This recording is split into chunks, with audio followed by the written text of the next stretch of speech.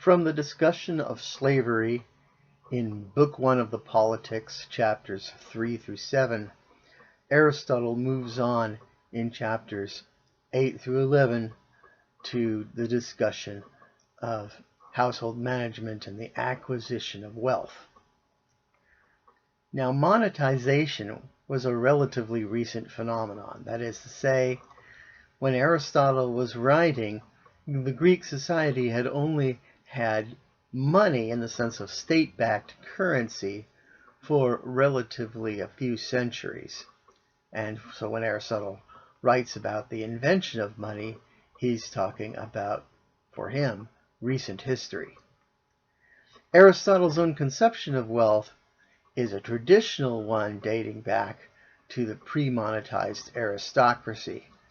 It's firmly tied to land and durable goods, to barns and the things that you find in them. And money making is, for Aristotle, something distinct from the acquisition of wealth and something less natural. Remember, for Aristotle, nature does nothing without a purpose, and all of natural phenomena has inbuilt goals, purposes, ends is how they're often translated. Right? Nature does nothing without a purpose. For Aristotle, activities that tend towards natural ends are natural activities. And Aristotle has an instinctive preference for what he regards as natural over what he regards as unnatural. The most basic acquisition of goods are the acquisition of necessities for survival. Herbivores graze, carnivores hunt, and the human extensions of these activities, hunting and gathering, are just animal activities informed, in the human case, by our rational capacities. So, Aristotle regards hunting as a basic natural form of acquiring goods, herding as a natural form of goods, a kind of a controlled hunting, farming as an extension of gathering, and also a natural way of acquiring wealth. And since human beings can, for Aristotle, be naturally slaves, Aristotle regards piracy or raiding as a natural form of acquiring goods as well.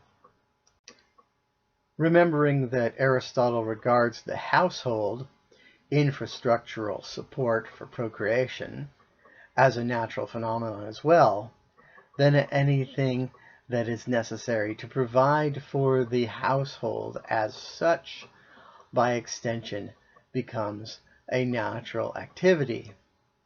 So forestry, for example, to provide wood for building houses, might be considered a natural phenomenon, and rock quarrying might be a natural phenomenon, and possibly even mining for metal might be a natural way of acquiring goods for the household, if that's its primary purpose.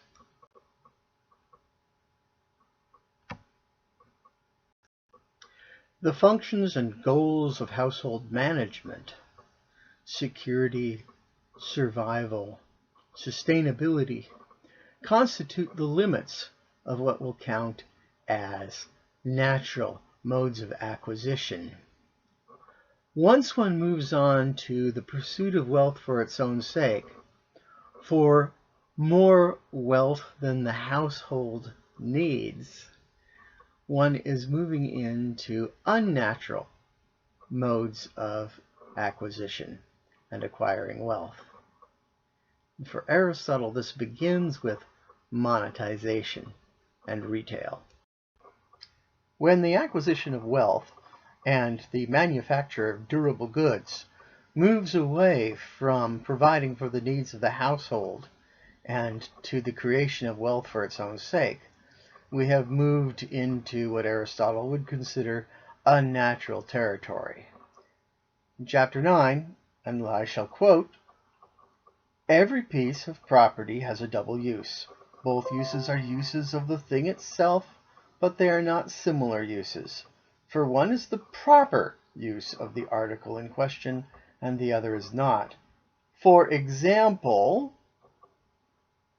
a shoe may be used either to put on your foot or to offer in exchange. Both are uses of the shoe. For even he that gives a shoe to someone who requires a shoe and receives in exchange coins or food is making use of the shoe as a shoe, but not the use proper to it. For a shoe is not expressly made for purposes of exchange."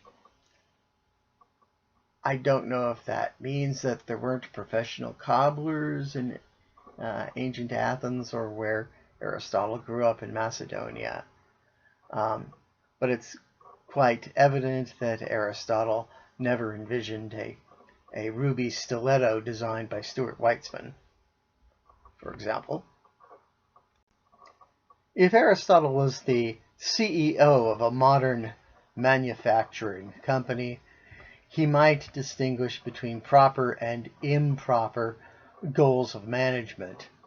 He might say the proper goal of the manufacturer is to create a product that the customer can actually use, and an improper goal of management would be to attend to what will produce the best quarterly return or bottom line for the express purpose simply of making the most money possible.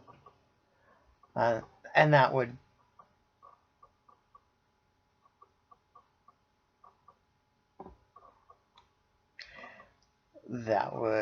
constitute a proper versus improper motivation for the creation of a durable good. To summarize, the natural limit for the acquisition of goods for Aristotle is the point beyond which the acquisition of more wealth does nothing further to facilitate the household's goal of making possible the good life.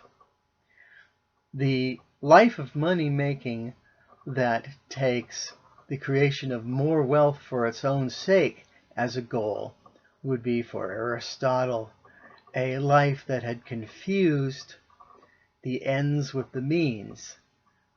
The end is the good life, or eudaimonia, or the full flourishing of your best potential.